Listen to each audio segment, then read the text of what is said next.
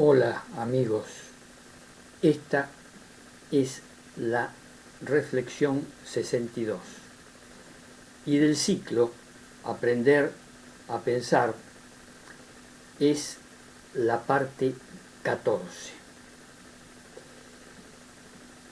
En este video voy a hacer un ejemplo de lo que menciono en algunos videos anteriores acerca de un concepto fundamental para aprender a pensar. Ese concepto es la autocrítica. Lo menciono en los videos inmediatamente anteriores. Le agrego a ese concepto de autocrítica un concepto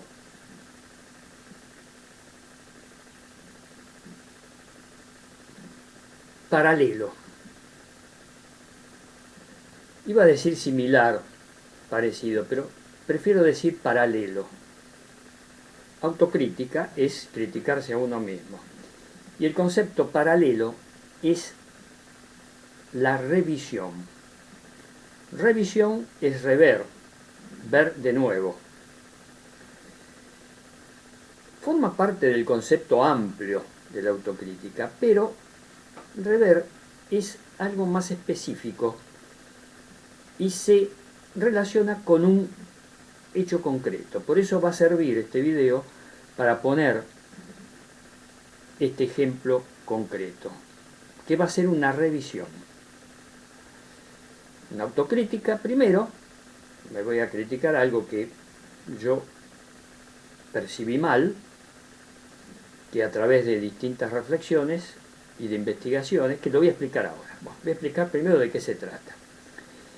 En la reflexión 40, yo hablo de un hecho histórico trascendental. Realmente fue un hecho histórico trascendental. Y menciono la figura de Hipatia, una sabia filósofa, investigadora, matemática, astrónoma, que vivió en la ciudad de Alejandría. Aconsejo a los que vean este video que estoy grabando en este momento, Aprender a Pensar, parte 14, a los que vean este video, aconsejo que previamente o simultáneamente vean ese video, la reflexión 40, un hecho histórico trascendental. Que lo vean el video y escuchen y vean las imágenes que pongo también allí de esa reflexión 40. Bueno, ahora en Aprender a Pensar 14 voy a hacer una revisión y lo voy a poner como ejemplo de autocrítica y de revisión. ¿Por qué digo esto? Cuando yo grabé ese video, la reflexión 40, me quedó boyando en el cerebro y fue a parar a lo que estoy denominando en los últimos 2-3 videos la segunda conciencia. Fue a mi segunda conciencia y quedó ahí dando vueltas. De pronto, ya pasaron varios meses, surgió como intuición, como yo llamo intuición, una idea que surge de pronto, de manera así imprevista, de la segunda conciencia. Quiere decir que algo no me había quedado claro de ese hecho histórico trascendental. Algo en la figura de Hipatia. Algo no me había quedado claro. No, me quedó boyando, duda. Bueno, me surgió como intuición y entonces dije, voy a prestarle caso a esta intuición, como yo digo en estos últimos videos, prestarle caso a esta intuición y ver por qué surgió. Entonces empecé a rever, a investigar de nuevo todo el material que pude encontrar sobre el caso de Hipatia. ¿Y por qué me había quedado eso en mi segunda conciencia dando vueltas? y descubrí dos hechos concretos que no tuve en cuenta cuando grabé aquel video Reflexión 40. Me pasaron desapercibidos, dos hechos muy concretos que voy a analizar ahora. Pero se conoce que algo me dio vueltas y me quedó esa duda en la segunda conciencia. Y de pronto, por intuición, fácate, afloró de la segunda conciencia esa duda. Son dos dudas, dos conceptos que ahora le estoy dando mucha importancia. Voy a enunciarlos y voy a explicar por qué me quedó la duda. No me cerraba bien los datos que tenía y por eso habrá quedado la duda. Bueno, no viene al caso analizar por qué me quedó la duda. El tema está que esos dos hechos concretos que voy a analizar en este video son: Hipatia fue un personaje extraordinario, sin ninguna duda, un hito histórico y una personalidad a la cual hay que seguir admirando y valorando. Eso, la revisión no está por ese lado, está por este otro lado. Hipatia tenía alumnos, muchos alumnos, incluso de que venían de islas del mar Egeo, venían a propósito a asistir a sus clases, se recibían en Alejandría, personajes. Y esto es lo que me quedó dando vueltas. Todos sus alumnos formaban parte de aristocracias. Es decir, sus alumnos eran personajes, hijos o parientes de gobernantes y de personajes importantes, políticos, filósofos de ciudades del ámbito de Grecia y del mar Mediterráneo y de la propia Alejandría. Uno de esos personajes era el prefecto de la propia ciudad de Alejandría, que era alumno suyo, de Hipatia.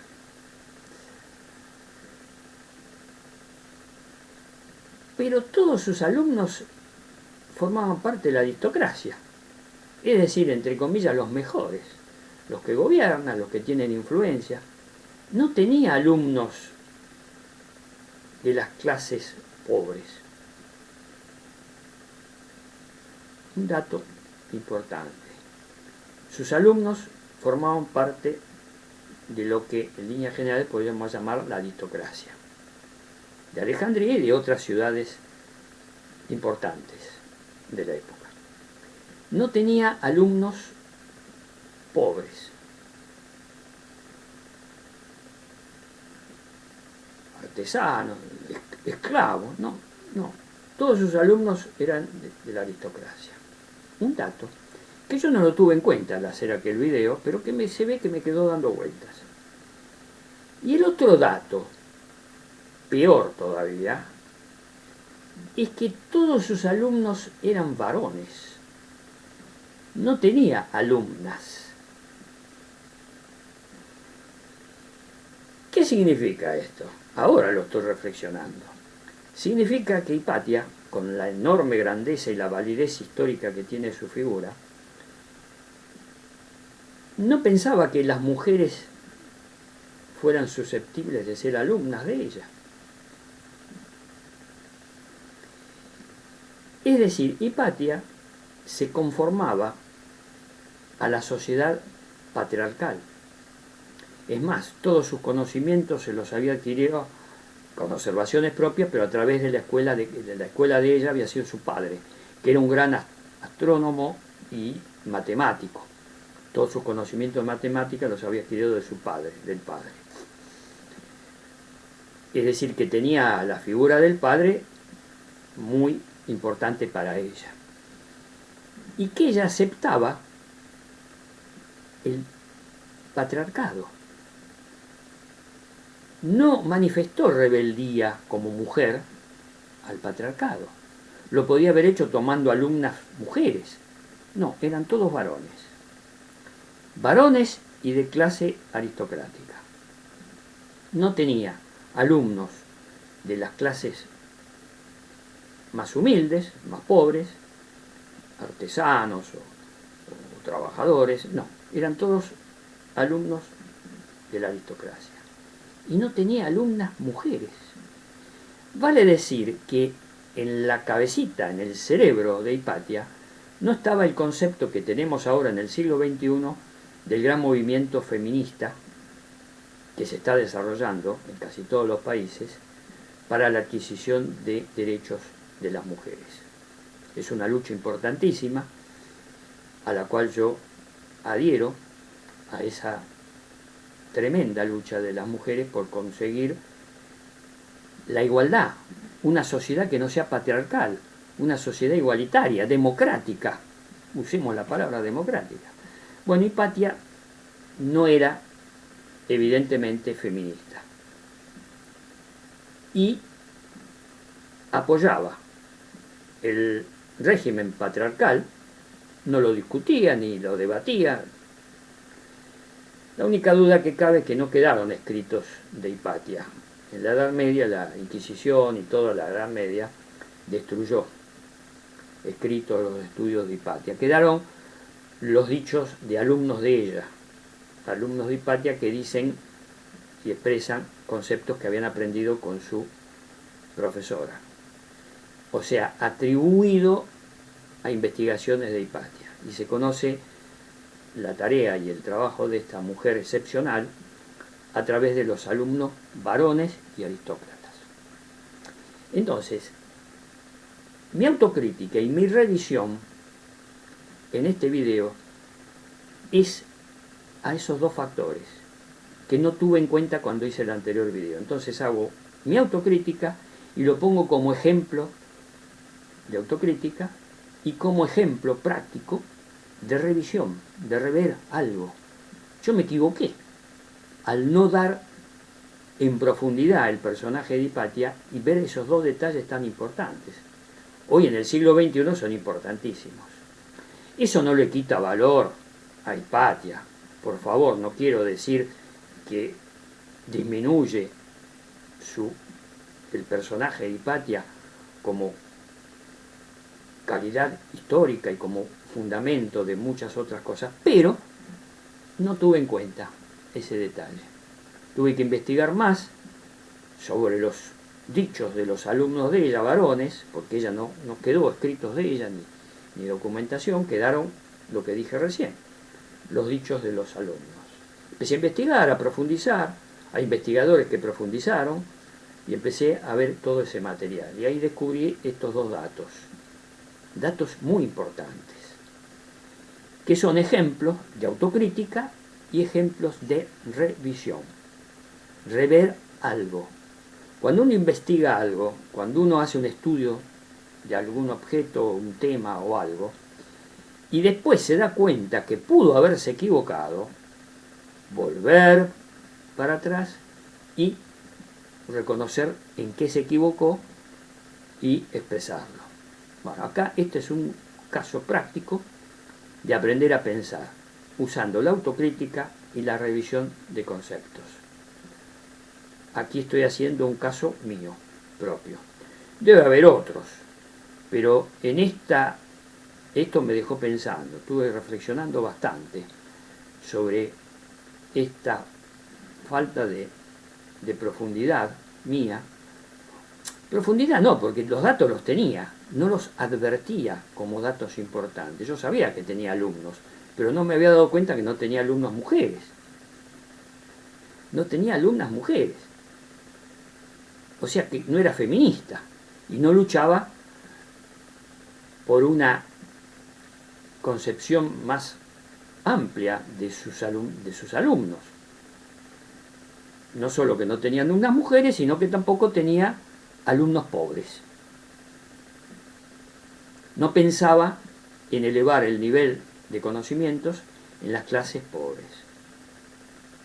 Son dos datos importantes. Claro, en esa época, estamos hablando en el año 300 de nuestra era, a ella la mataron en el 415 de nuestra era, la mataron, la asesinaron a Hipatia, en el año 415, en el mes de marzo de 415 de nuestra era. En esa época estaba el Imperio Romano, ya el comienzo del cristianismo de manera muy hegemónica.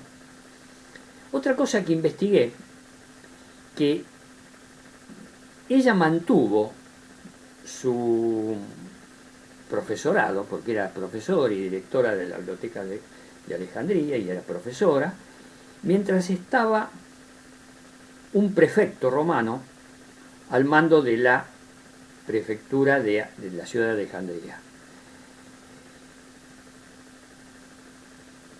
Le sucedió a ese prefecto, que era amigo de ella, no coincidía con ella, pero era más o menos amigo, y ella podía, es decir, se llevaba bien con la autoridad romana. El problema fue que no se llevaba bien con el obispo cristiano, pero hasta 3 años antes de que la asesinaran, el obispo, ahora no recuerdo el nombre, no estaba de acuerdo con ella, pero la respetaba y no la atacaba. 3 años antes dejó de ser obispo ese señor, que no me estoy acordando ahora el nombre, creo que era Timoteo, bueno, no me acuerdo el nombre, hasta que fue nombrado obispo de Alejandría Cirilo. Y Cirilo, en esos 3 años, hasta que la asesinó a Hipatia, le hizo la vida imposible.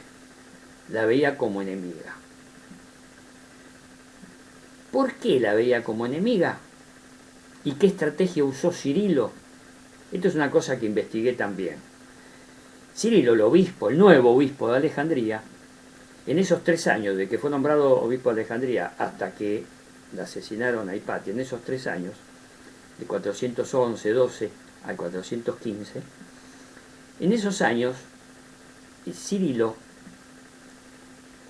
nuevo obispo de Alejandría, trataba de tener adeptos precisamente en las clases pobres, los pobres de Alejandría. Trataba de convertirlos al cristianismo. Es decir, usaba una estrategia de atracción con el cristianismo en las clases pobres, con todos los elementos que usa la religión para atraerse a las clases más desposeídas, a los pobres. De allí que podía mover y hacer manifestaciones con estas clases pobres, lo que en esa época se le decía turbas, muy despectivamente. Pero este Cirilo, muy astuto, Cirilo era muy astuto, pero muy astuto, y maledicioso, utilizó a estas personas pobres como elemento de lucha activa. ¿Y qué fueron estas manifestaciones de cristianos, y en su mayoría de gente pobre, motivados por Cirilo, para que la atacaran un día de marzo del 415 de nuestra era, la atacaran a Hipatia en el carruaje donde ella iba de su casa al lugar donde daban las clases, la sacaran del carruaje, la despellejaran viva, porque eso es la investigación histórica, por relato de uno de los discípulos, alumnos de Hipatia, que a posteriori, unos años después, escribió y describió cómo la asesinaron a Hipatia.